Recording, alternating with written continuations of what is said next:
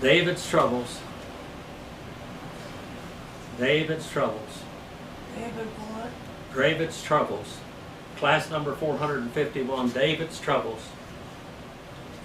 There are deceitful people all around him. Kind of feel like that with me sometimes. We're going to start with the 16th chapter, verse number 15. Then Absalom and all the people, the men of Israel, entered Jerusalem, and Ahithophel with him. Now it came about when Hushai the Archite, David's friend, came to Absalom, that Hushai said to Absalom, "Long live the king, long live the king." And Absalom said to Hushai, "Is this your loyalty to your friend? Why do you not go with your friend?"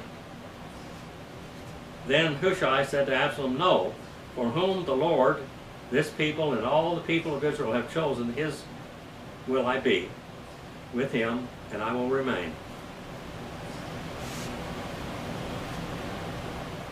And besides whom shall I serve? Should I not serve in the presence of his son, as I have served in your father's presence? So I will be in your presence."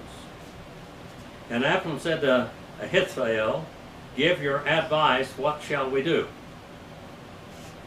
And Ahithophel said to Absalom, "Go into your father's concubines, have sex with your father's wives, whom he has left to keep the house, and then all Israel will hear that you have made yourself odious to your father.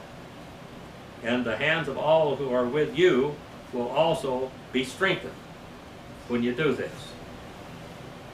So he pitched a tent for Absalom on the roof of the house, where everybody could look up there. And Absalom went into his father's concubines in the sight of all of Israel. And the advice of Ahithophel, which he gave in those days, was as if one inquired of the word of God. So was all the advice Ahithophel regarded by both David and Absalom. Chapter number 17 now in verse 1. Furthermore, Ahithophel said to Absalom, "Please let me choose 12,000 men, that I may arise and pursue David tonight." Let him choose 12,000 men. That's a lot of people. "And I will come up upon him while he is weary and exhausted, and will terrify him, so that all the people who are with him will flee. Then I will strike down the king alone." They're going to kill David.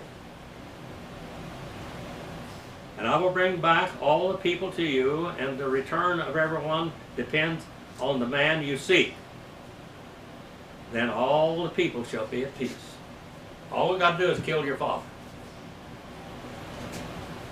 So plan pleased Absalom and all the elders of Israel.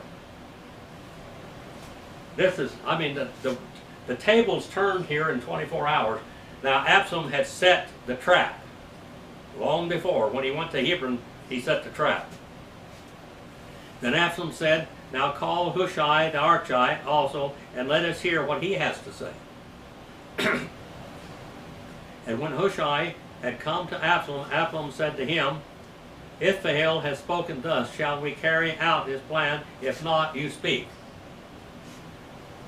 So Hushai said to Absalom, "This time the advice that Ahithophel has given to you is not good."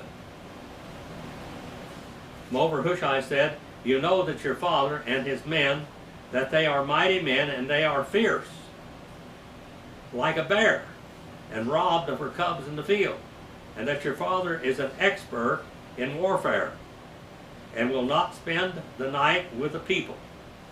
Behold, he has not hidden himself in one of the caves, or in another place, and it will be when he falls on them at the first attack, that whoever hears it will say, there has been a slaughter among the people who follow Absalom."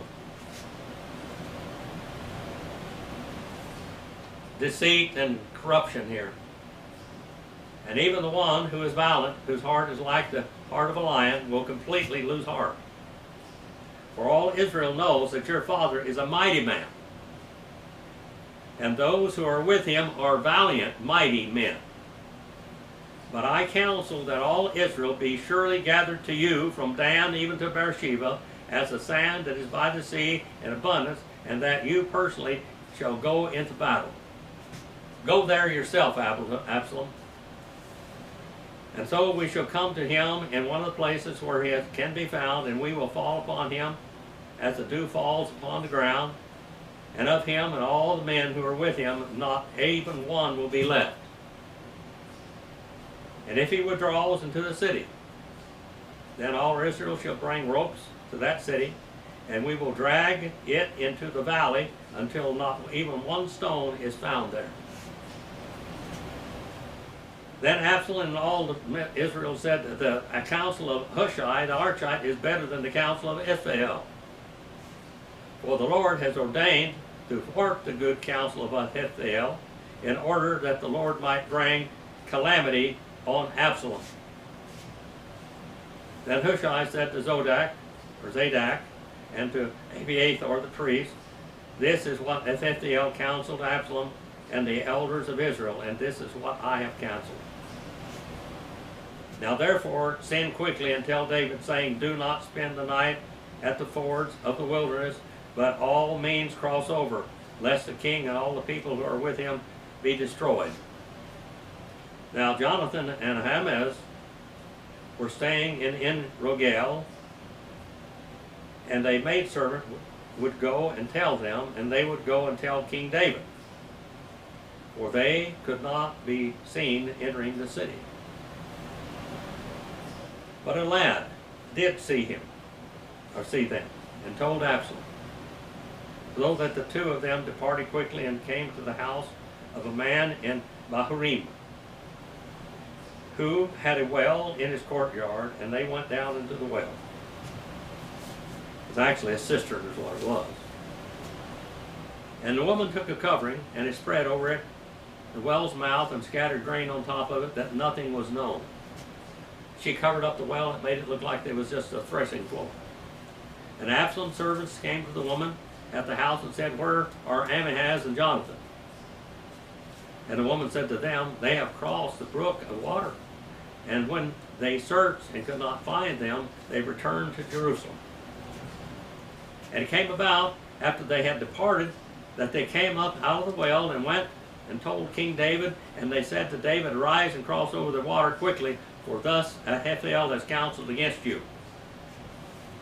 And David and all his people who were with him arose, and they crossed over the Jordan. And by dawn, not even one remained also who had not crossed over the Jordan. Now when Ahithophel saw that his counsel was not followed, he also saddled his donkey, and arose and went home to his city, and set his house in order, and strangled himself. In other words, he hung himself. And thus he died, and was buried in the grave of his father.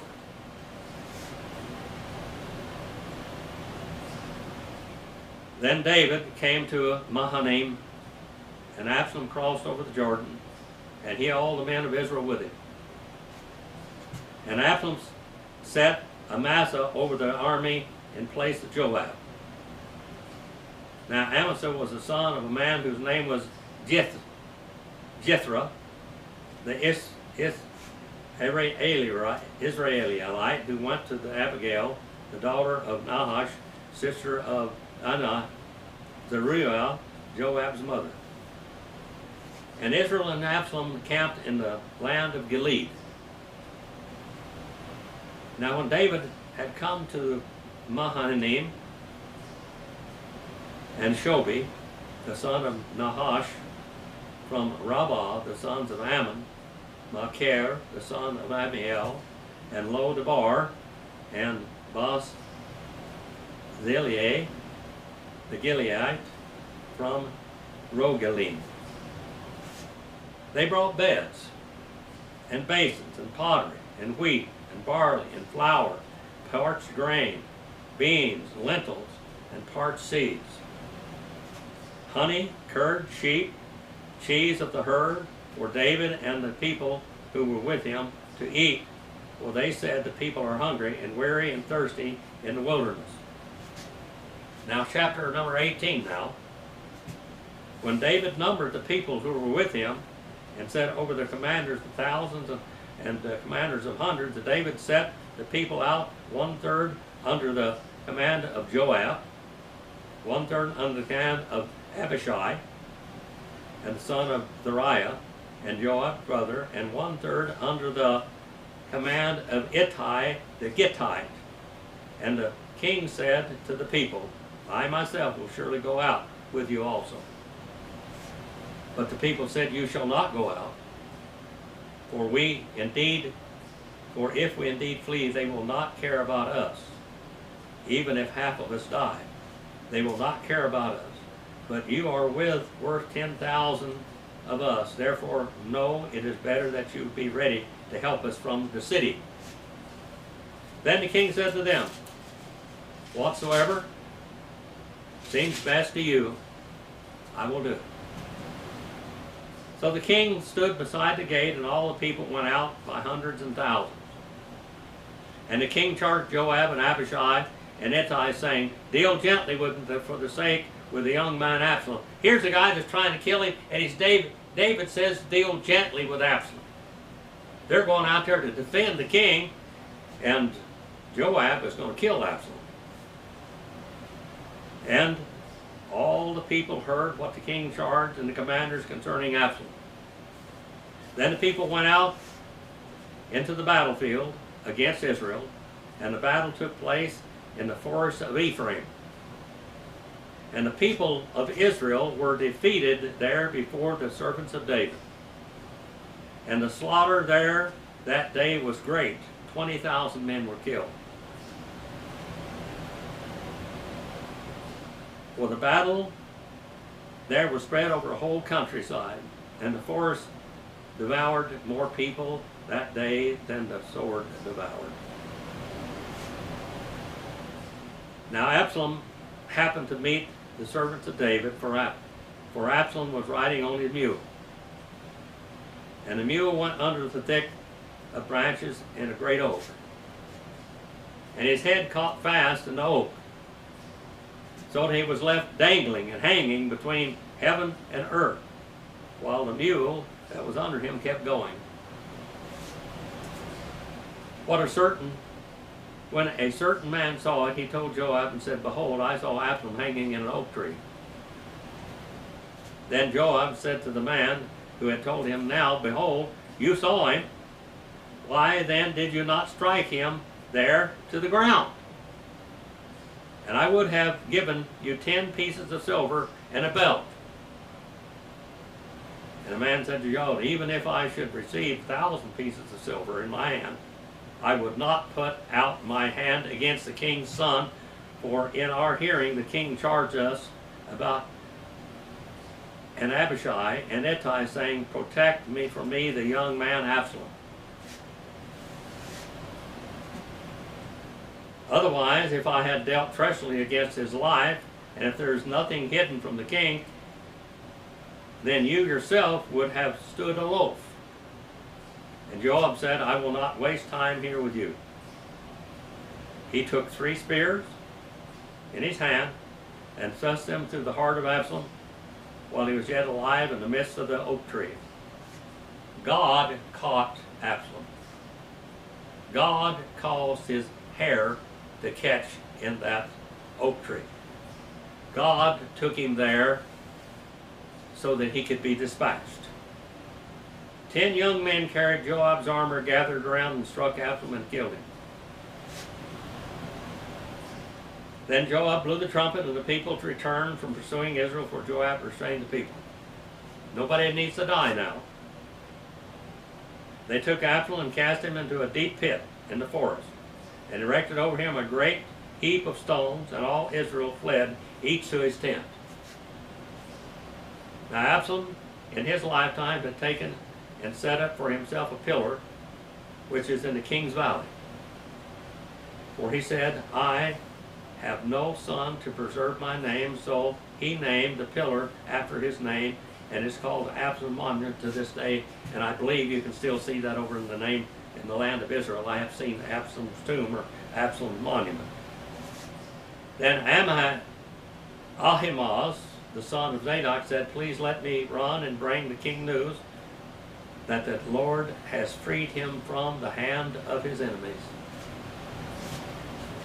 But Joab said to him, "You are not the man to carry the news this day, but you shall carry news another day. However, you shall carry no news today, because the king's son is dead." Then Joab said to the Cushite, "Go and tell the king that you have seen." So that the Cushite bowed to Joab and ran. Now Ahimaaz, the son of Zadok, said once more to Joab, "But what happens, please let me also run after the Cushite."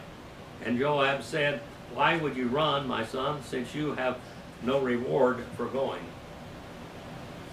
"Whatever happens," he said, "I will run." So he said to him, "Run." Then Ahimaaz ran by the way of the plain and passed up the Cushite. Now David was sitting between two gates, and the watchman went up to the roof of the gate on the wall, and raised his eyes and looked, and behold, a man running by himself. And the watchman called and told the king, and the king said, "If he's by himself, there is no good news in his mouth." And he came nearer and nearer. Then the watchman saw another man running. And the watchman called to the gatekeeper and said, "Behold, another man is running by himself." And the king said, "This one also is bringing good news." And the watchman said, "I think that the running of the first is like the running of Ahimaaz, the son of Zadok." And the king said, "This is a good man, and comes with good news." Ahimaaz called and said to the king, "All is well." And he prostrated himself at the king with his face to the ground, and he said, "Blessed is the Lord God, your God, who has delivered up the men who lifted up their hands against my lord the king."